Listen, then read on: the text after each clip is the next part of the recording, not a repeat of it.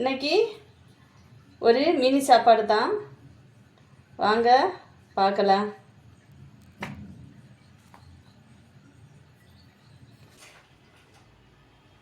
வெண்டைக்காய் ஃப்ரை,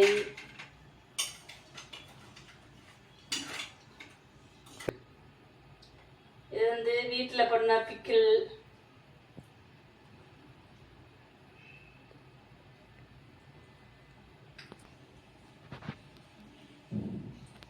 இது வந்து பிக்கிள் வந்து சூப்பராக இருக்கும் பாருங்க. பிக்கிள் சூப்பராக இருக்கு. இப்போ ரசம், ஆல்ரெடி நான் ரசமும் இந்த வெண்டைக்காய் பொரியல் எல்லாம் பண்ணுற வீடியோ போட்டிருக்கேன். இது வந்து முட்டை பொரிச்சது. இன்னைக்கு இவ்வளவுதான். இன்னைக்கு இவ்வளோதான் நைட்டு சாப்பாடு. இனி எனக்கு வந்து நான் தனியாக சாப்பாடு எடுத்து வச்சுருக்கேன், பண்ண போகிறேன். அது வந்து சிம்பிள் ஆனால் ஹெல்த்தி, நல்லா இந்த வெயிலுக்கு நல்ல குளுமையான ஜில்லுன்னு ஒரு இது எனக்கு வந்து பண்ண போகிறேன். அது பார்க்கலாம் வீடியோக்குள்ளே. வாங்க லாஸ்ட் வரை இந்த வீடியோ தொடர்ந்து பாருங்கள். இது வந்து வைக்கக்கு மறந்துட்டேன், இது ஒன்று குறை வைக்கண்டா. இது வந்து எனக்கு நைட்டுக்கு சாப்பாடு.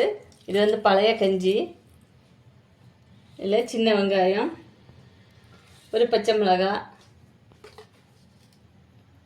தேவைக்கு உப்பு. இப்போ தயிர் ஊற்றிக்கலாம். நான் வந்து இந்த தயிர் வந்து நமக்கு நல்லா கட்டி கட்டியாக வராமல் நல்லா நைஸாக மிக்சியில் அடித்தது மாதிரி வரணும்னா இதை நைஸாக ஓட்டை போட்டுட்டு நல்லா அழுத்தி பிசைஞ்சு கொடுத்தா போதும். நல்லா மிக்சியில் அடித்தது மாதிரி நல்லா இதாக வரும் சாப்பிட்ட. இப்போது கையால் நல்லா பிசைஞ்சு செம்மையாக இருக்கும்.